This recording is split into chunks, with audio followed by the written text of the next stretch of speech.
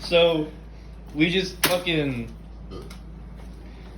flushed the toilet probably an hour ago, and the water is leaking from the toilet.